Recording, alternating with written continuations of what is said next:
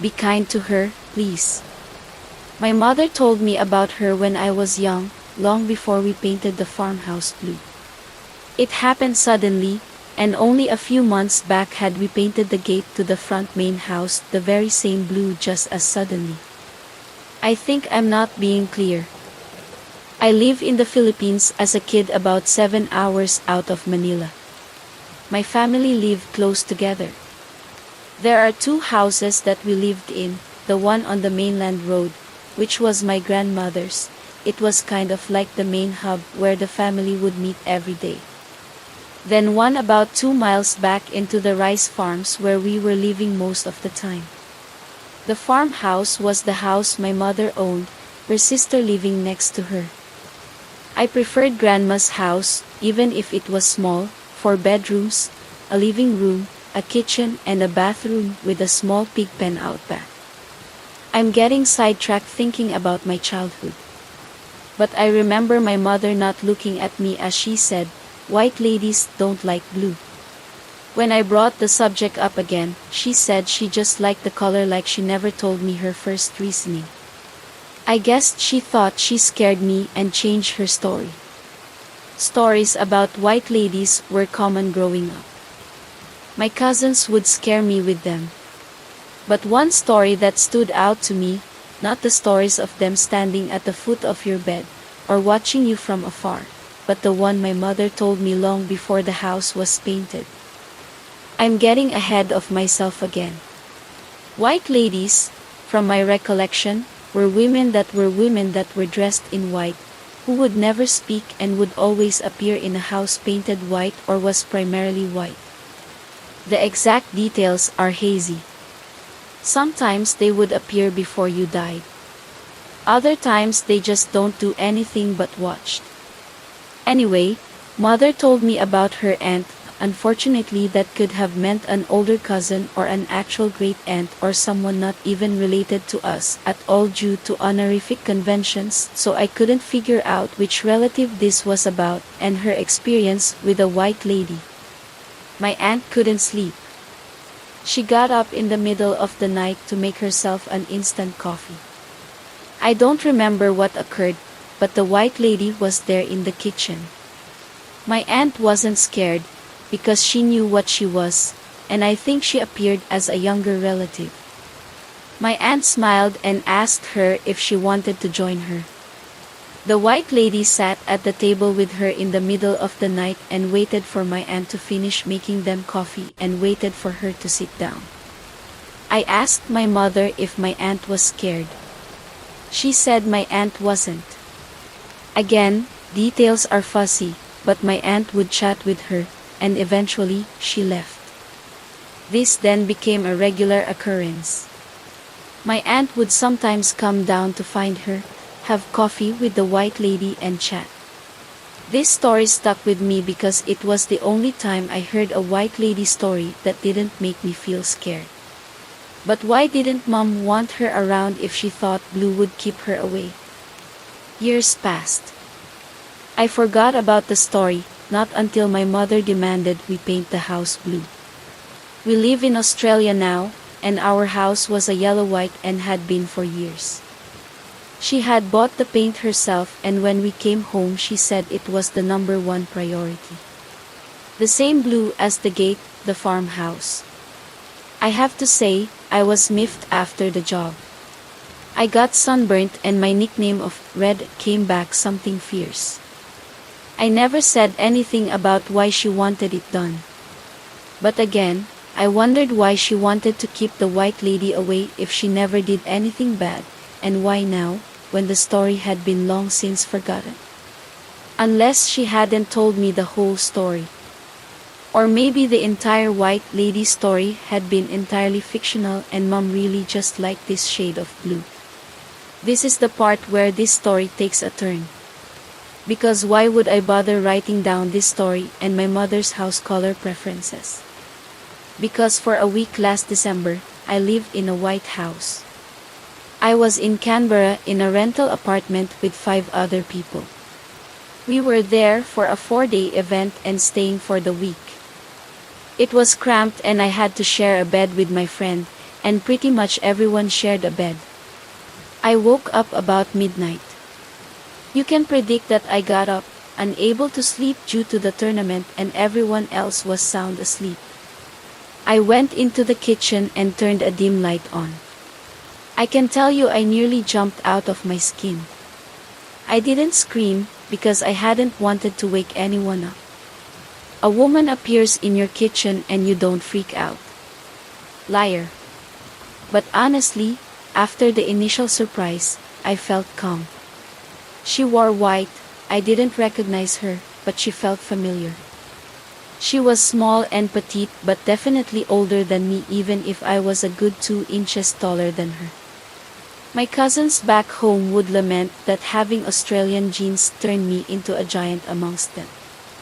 Her black hair tied loosely back behind her head, she was pale but looked lively. I knew what to do. I don't like coffee, but would you like a hot chocolate? I asked softly, hoping not to wake anyone, but I didn't hear anyone stir. She nodded after a moment of looking thoughtful. You can sit if you like, I'll be a moment. The kettle thankfully boiled quietly as I took 2 cups out of the cupboard and got the milk. I didn't hear the chair creak on the tile floor, but when I turned back, she was sitting at the small kitchen table, watching me, looking almost puzzled. You're a long way from home, aren't you? She nodded a small nod, and I placed the hot chocolate in front of her. She seemed to stare into it as she put her hands on either side of the cup as if warming her hands. I continued to talk about the upcoming tournament, about my mom, and she nodded and expressed emotions on her face, intently listening to my words. When she looked confused, I would elaborate. Our chat on the first night was brief. Someone had gotten up to use the restroom. In a moment, she was gone. I was left at the small table with 2 hot chocolates as a teammate walked in. Long story short, he was very confused but thankfully just went back to bed without asking me anything. The next day after the first day of the tournament, we all headed to bed early. Even with my bruises and stiffness from the day, I woke up again to find her in the kitchen. This happened for the rest of the week. I told her about our wins and losses and told her about my teammates and how they were like my extended family. She seemed happy just by me talking to her. I wondered if she was lonely. Did she still visit my aunt? I wanted to ask about my mother and why mom didn't want her around. But there was never an instance where she looked like she wanted to talk, or if she could. It occurred to me that she might actually speak or understand English, before rationalizing that she couldn't just nod throughout our entire conversation even if she did, but she was paying attention and everything. She understood me just fine. So, I never asked. On the last night, the team celebrated by drinking out at a bar. We scored in the top half of the ranks, and I'll leave it at that. I didn't see her that night because we all got back to the house at 1:30 a.m. Drunkenly, my teammate that disturbed us on the first night got the stuff out to make hot chocolate and asked if I would make another extra for my imaginary friend. This had gotten everyone's attention, so I told them what I was doing up at midnight for the past week. I was already the weird one on the team, so what if I told them? I was met with a mix of reactions. Our coach had half scolded me and half jabbed that maybe that was why my passes were sloppy that week. My passes weren't sloppy BTW, he was just being an ass. Others with skepticism of course, but didn't try and tell me I was stupid for believing what I saw. Some in their drunkenness just believed me. When you're the quirky one of the team, you get a little bit of leeway. I had my issues, and I tried to downplay them as much as possible, but the team was still aware of my history of anxiety and depression and would make an effort to keep me from certain triggers. They're good people. No one called me crazy, and I really appreciated that. especially when the logical side began to question if I really was speaking with a white lady. I wasn't crazy. I know I was talking to someone because I wasn't drinking the second cup of hot chocolate. So that night before everyone went to bed, I left a hot chocolate out on the kitchen table and told no one to touch it. I felt bad for not being able to say goodbye before having to leave to my blue house and hoped she knew I was sorry about it. We found the cup empty the next day. Immediately someone pointed out that someone must have drunk it in the middle of the night, but no one owned up to it.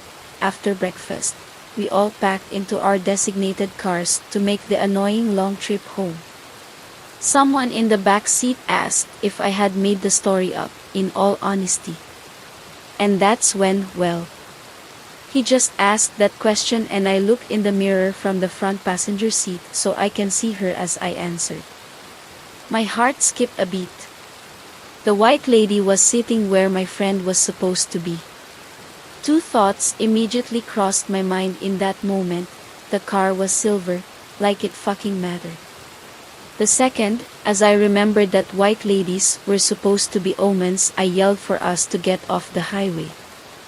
I yelled until I was almost hysterical for us to pull over, my heart pounding as I never took my eyes off the mirror as the white lady, her face that I had become so accustomed to smiling kindly at me, just looked neutral and resigned. As the driver slowed down, telling me to calm down, believing I was having an anxiety attack, as I later found out a truck come barreling out of a side road going a lot faster than the speed limit and clipped the front of the car. I can tell you now, it came out of nowhere. No honk, nothing to indicate it was coming our way, and it just continued. Our driver got control back and quickly parked us on the side of the highway. It was almost out of sight when the truck finally stopped. We learned later that the driver had fallen asleep for a second and the next moment he knew he had clipped us. We had to wait for the other cars with teammates to catch up with us to redistribute people into new cars, as our driver was too shaken up to continue the rest of the way, even if the only damage had been just a headlight getting wrecked. Everyone was some degree of shaken. If we hadn't slowed down when we did, that truck would have hit us square on, and everyone in the car knew it. I had been truthful when they asked me how I knew to stop. Since then, the team began a ritual. Every time we had stayed the night somewhere, they would leave a hot chocolate out. A thank you, a good luck, a hope we get home safely, all rolled into one. New teammates were curious but did not believe the story. I didn't expect them to. I wondered if they would continue the tradition long after I was gone. And now you must be wondering again, why now am I telling you this story? I had been living in an apartment for the last few months. I hadn't seen the white lady since seeing her in the car. She appeared in my kitchen just like the first time 34 days ago. I greeted her and thanked her for saving not just my life, but my teammate and friends' lives. She just looked sad. I made her a hot chocolate and tried talking to her, but she just looked on the verge of tears. Are you okay? I asked. She shook her head. She didn't seem to want to make eye contact with me. 30 days ago, I just collapsed. 1 minute I was upright and laughing on my way to class. The next I was surrounded by worried faces, my legs all bruised up from falling downstairs. I was now at the bottom of. That should have been the first warning. I got sick. I got dizzy, and some days I could barely walk without wanting to vomit. I had to stop going to training, and that was the worst thing in the world. I had just thought it was a downward cycle. Anxiety and depression made me sick, and my sickness just caused me to worsen mentally. My concentration got worse than it was, and people sounded like distorted warbling. Every night the white lady would appear in the kitchen.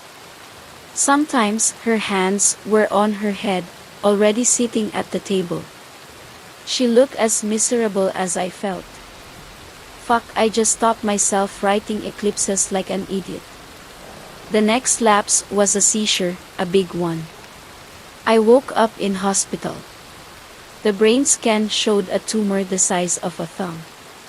Evidence shows that it's been growing for over a year, maybe more despite my young age, making one improbable. They want to cut it out, but I know it's inoperable. I knew that I lost my window 34 days ago, the night she appeared again. My stupid hospital room is white tiles, but painted baby blue. Not the shade my mother uses, but it had to be what kept her from visiting me. I'm not allowed to leave my bed and I can't make her hot chocolate in the cafeteria. I want to see her so bad because I want to tell her that this isn't her fault and not to blame herself. I am 100% sure that I should have died that day on the highway. I'm sure that the aunt that saw the white lady is already dead and mom just didn't tell me, but I don't care. I want to thank her for saving my friends even if now I was going to die anyway. I would rather die here, alone, than in a car full of the people that were like my family on a damn highway.